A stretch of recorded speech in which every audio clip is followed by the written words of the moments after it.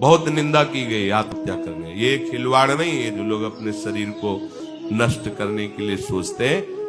मतलब बहुत समय तक तो इनको पहले प्रेत बनना पड़ेगा जो आत्महत्या करते हैं। तड़पते रहेंगे, जल भी नहीं मिलता पीने को, बड़ा कष्ट में जीवन, फिर अधो योनियों को प्राप्त होते, बहुत मुश्किल।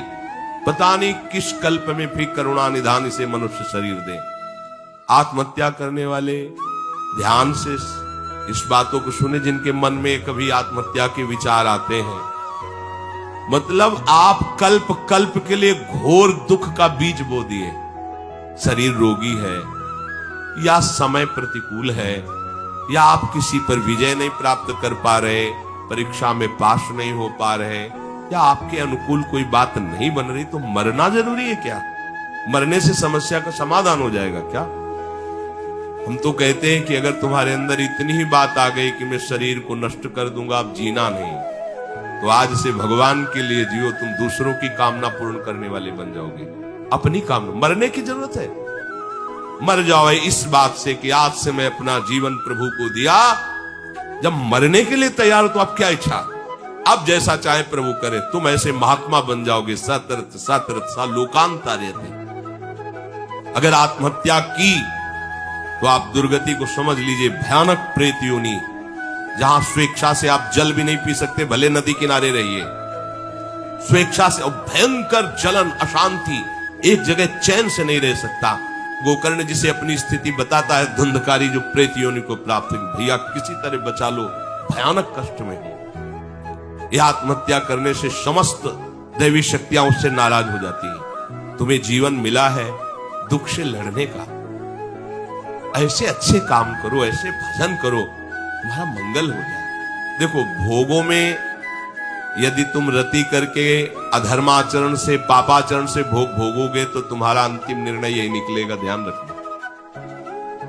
जब तुम धर्म विरुद्ध आचरण करोगे, जैसे कोई कहता है कि अभी तो छोटा बच्चा ही था, उसने कौन से पापाचरण किए, अभी तो 14-15 वर्ष का था, परीक्षा में ऐसा ऐसा। क्या भैया, एक जन्म का हिसाब नहीं चल रहा है, बहुत जन्मों का हिसाब चल रहा है।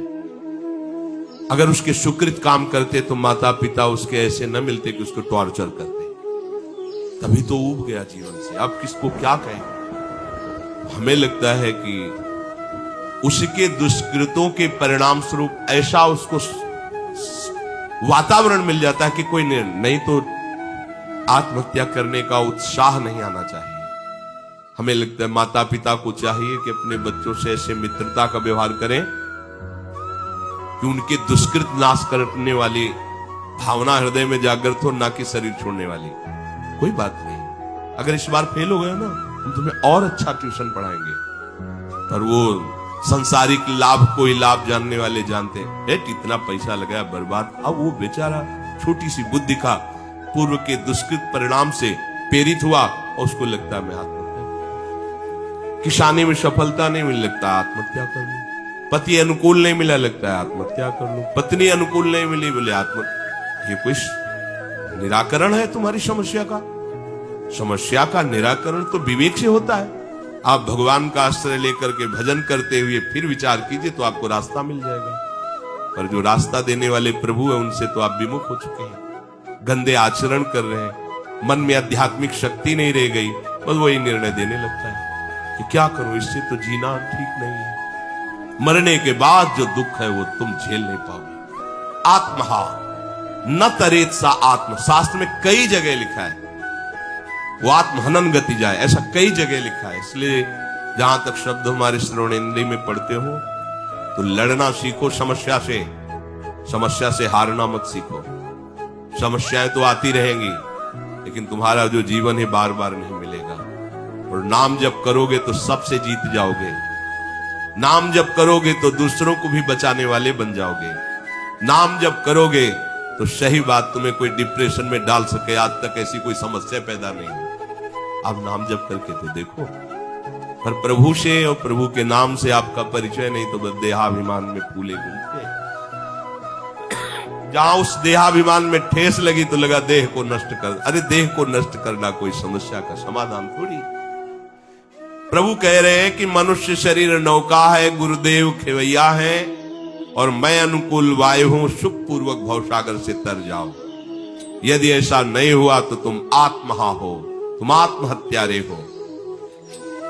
जब उपासक